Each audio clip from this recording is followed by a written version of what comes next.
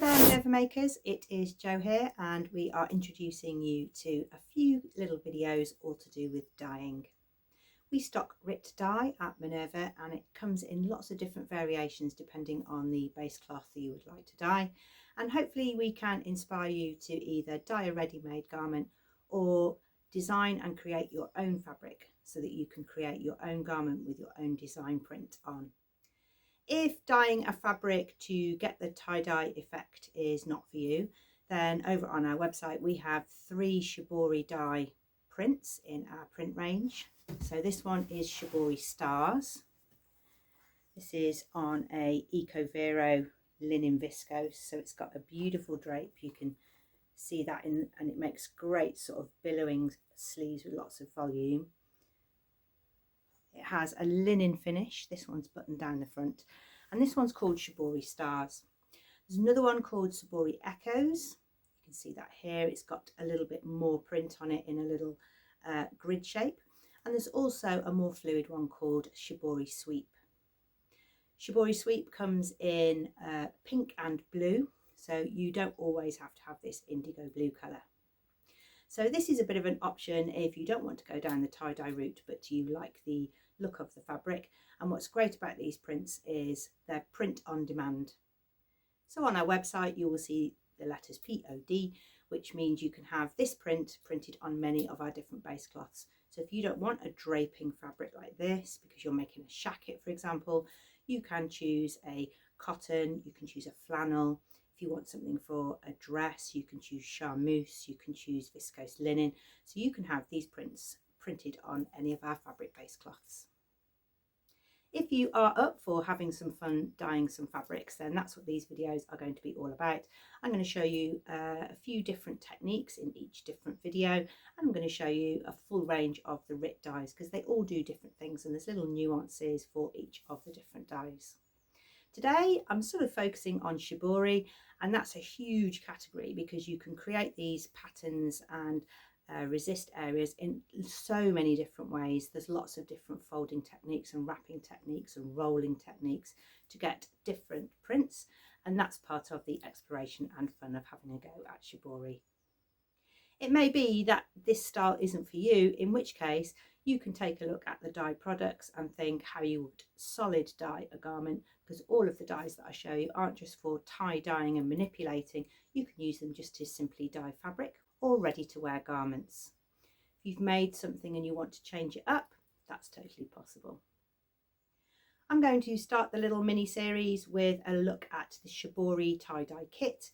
It's not just a bottle of dye, it's a whole kit of stuff, and I thought it was a good place to start if you've not got any dyeing equipment or bits and pieces at home. It's all in the box so you can get started straight away.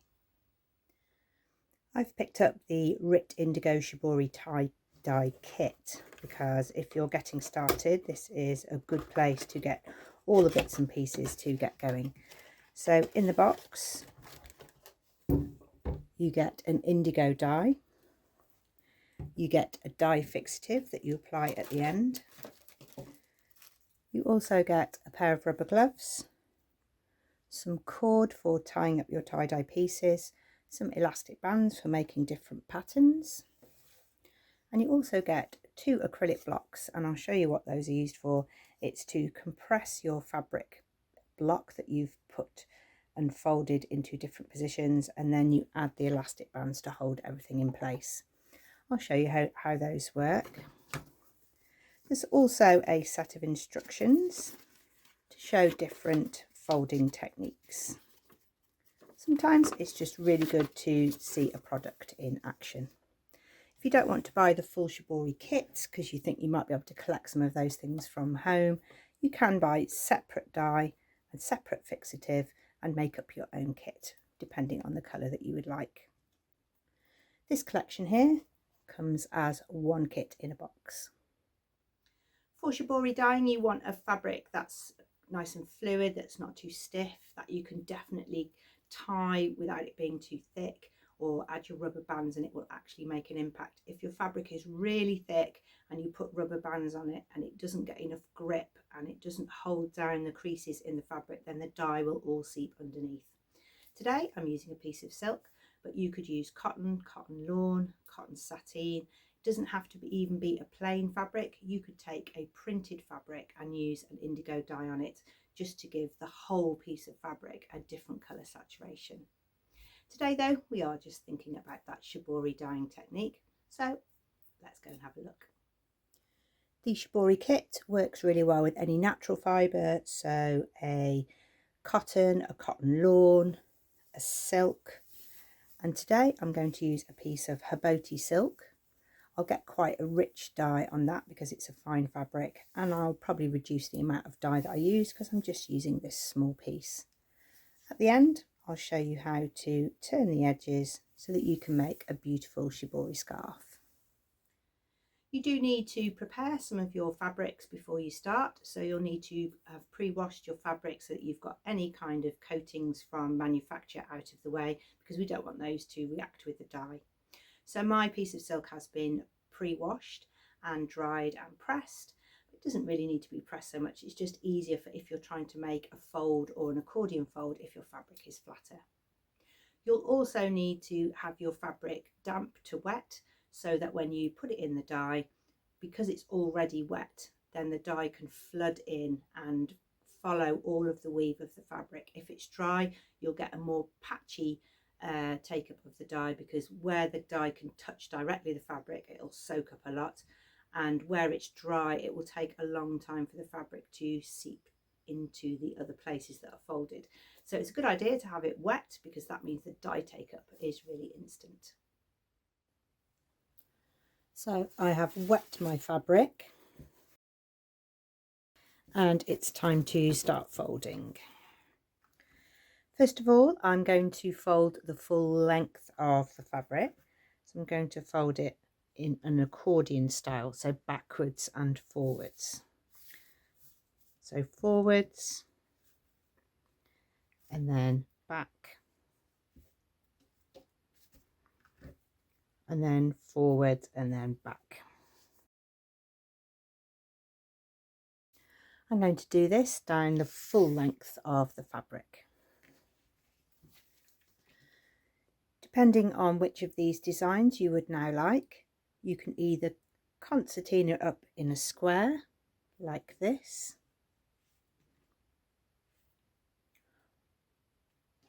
or you can do the same in a triangle shape and get this.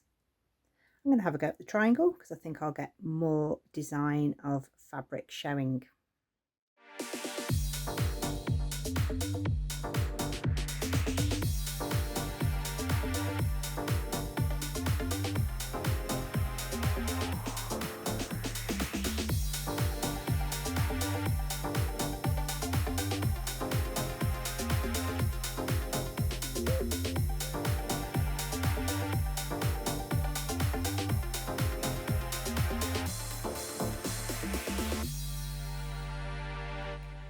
Once you've got your little accordion sandwich of triangles, this is where the blocks come in. So you put your triangles on the block, and then you will have some of your points sticking out. So these will get much more dye than these ones that are inside, because these are going to be squashed down really flat. You use the elastic bands to clamp your fabric between the blocks.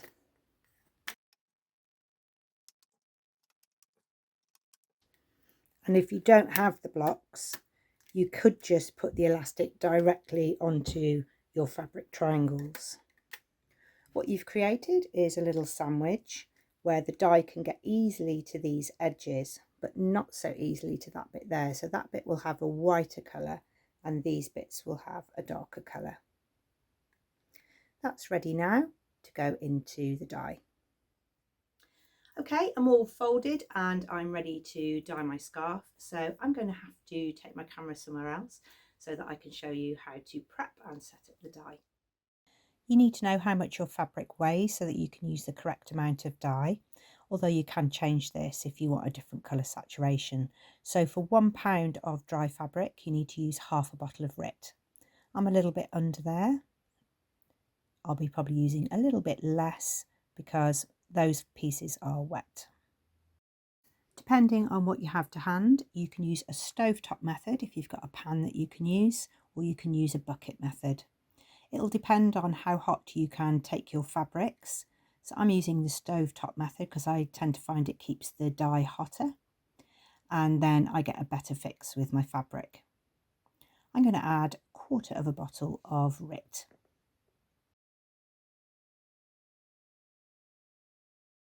I'm going to give that a little stir, and then I'm just going to keep the heat so that it doesn't lose any during the process by having the heat on low. I can use a thermometer to check the temperature. I'm seeing a little bit of steam coming here, so I'm getting the temperature up to 140 degrees or 60 degrees Celsius. I'm just going to put my pieces in, and they need to be free flowing and completely submerged in the dye. That's where you need to have the rubber gloves on.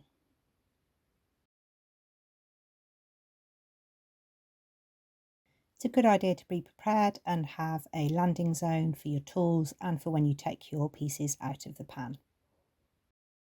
The instructions also ask you to add a teaspoon of washing detergent and a cup of salt. That will help your dye to fix, and you can make sure all of that is dissolved and work through the dye. I'll be leaving these pieces here to soak for 30 minutes.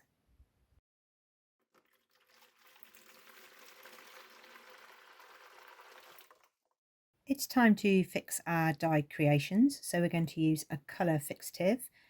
It enhances colour, increases retention and reduces bleeding. There are instructions on the back, and there's 2 ways you can do it: on the stovetop like I've just done, or in a bucket like this. You use the same ratio of fixative as you did for dye, so 1/2 a bottle for 1 pound of fabric, and you're going to add it to your hot water. The water needs to be the same temperature, so 60 degrees or 140 degrees Fahrenheit, and you're going to move the fabric around in the fixative and leave it to soak for 20 minutes.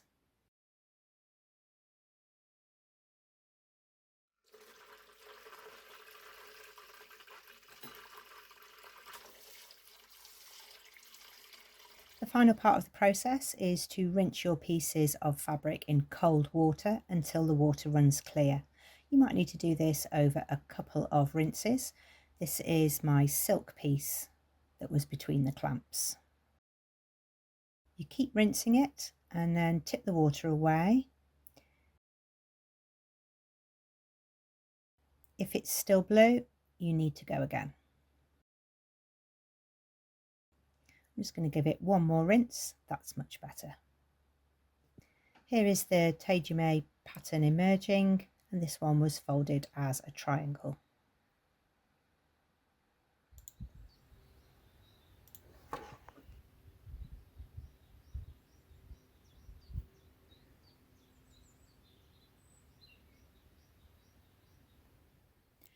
You'll need a sharps needle to sew your silk once it's been dyed, and you can do a really small roll edge hem. You can do it in 2 passes, or you can roll it as you go.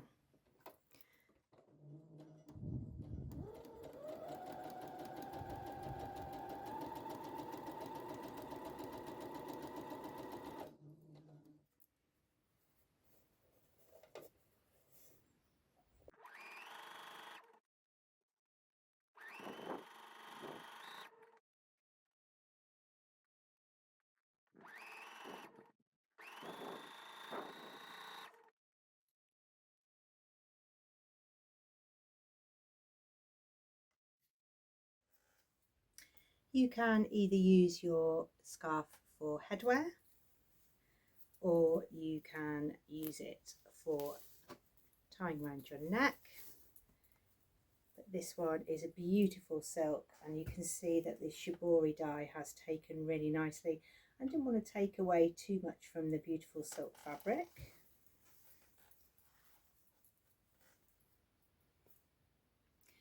But I really love it, and if you want to have a go at shibori, then just making something small is a good place to start. I thought I'd show you a few more of the techniques from the leaflet inside the pack, but you can get lots of inspiration from other tutorial makers on different types of shibori dyeing. This is a simplified technique of the Arachi where you could twist the fabric around a pole. I'm just going to gather up the fabric into loose pleats, so these aren't concertinaed the same, they're just sort of scrunched up, and wherever I put the band will create a resist. You could add clips here or pegs, or you could use different sized elastic bands.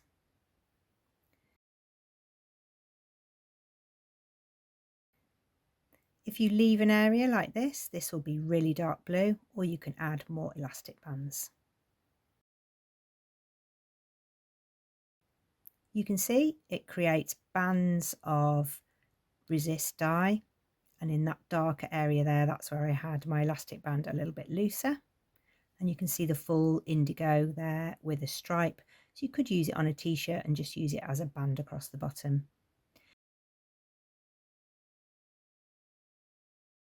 This is a piece of cotton stretch jersey, and the dye's taken really well. Next up, we're going to try a circle technique. So I'm going to put some marbles behind the fabric and use an elastic band to hold them in place. It's much quicker than trying to tie on pieces of string. I'll try 2 to see what effect I get with that. You could add 2 or 3 marbles. Put your marbles as densely or as sparsely as you like onto your fabric, and you can see here the different effects. So this is the one with 2 marbles, these are the 1 marble ones, and you get a really rich indigo colour, and I've put this onto a cotton base cloth. Here is another style of tejime, which is the concertina accordion fold, but this time I'm going to fold in squares rather than triangles.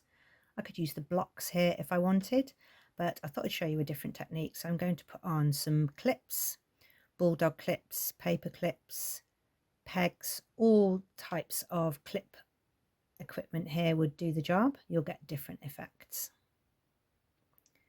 With this kind of tejime, you get that geometric line running through your fabric where the edges are exposed, and the clips create different shapes in the fabric.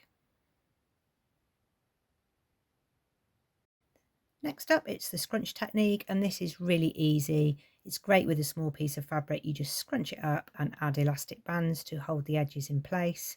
You can add as many as you like, or you could add multiple scrunched areas to a large piece of fabric if you're going to cut out, say, a dress afterwards. You'd get darker areas between each scrunched area. On this one, it's quite random. You really won't be able to predict what you're going to get.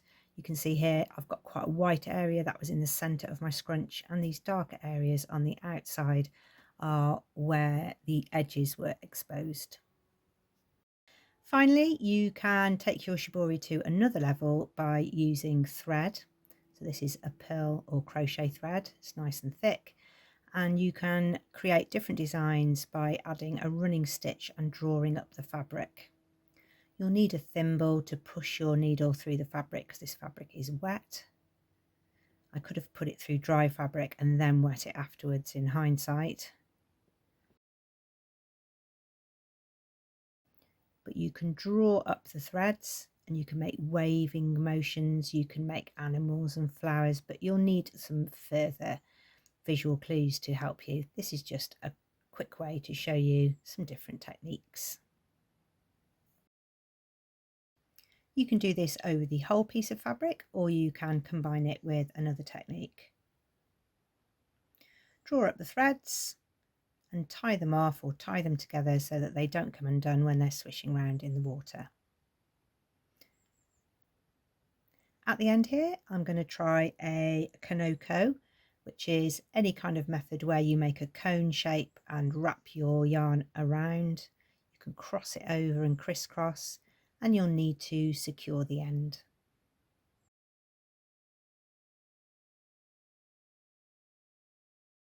You can see the effect of those 2 different ways there. This end is just with the threads and you get a lot more blue, because you're exposing more of the fabric to the dye.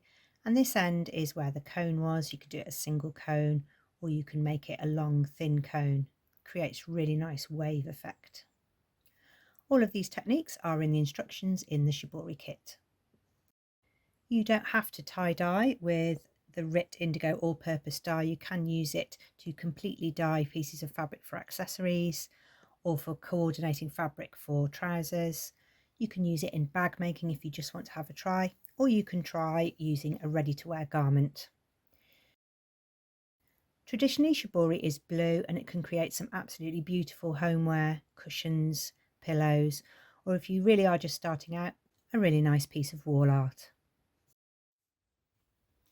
Making a scarf is a great way to start a little tie-dye journey, or any kind of dyeing journey really, where you just test out the saturation, the colour value that you're going to get depending on how much dye you use, how long you let it soak for, and how you fix it at the end.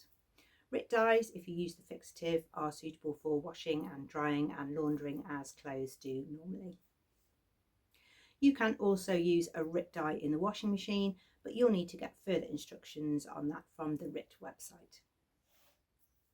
I hope you've enjoyed that and it's whet your appetite for a little bit more information on dyes. My next video will be for dyeing synthetic fabrics, which is always a question that people ask when we show any of our dyes. It's not always possible to be dyeing a natural fabric. You might have a ready-to-wear garment that has a synthetic content, so you want to use a different kind of dye. That's coming up, but if there's anything you'd like to know about dyeing, you can leave those comments below. We'd love to hear if you've done any kind of successful dyeing. We'd also love to see if you've been making anything, so do head over to Minerva and share your makes there. It doesn't have to be fabric or products from Minerva, it's a sewing community that inspires other makers. You can join the craft club there too, where you can receive discounts and offers throughout the year, which would be ideal if you're looking to purchase some dyes. Thank you very much for watching, and I hope you will call in again soon for some more dyeing details.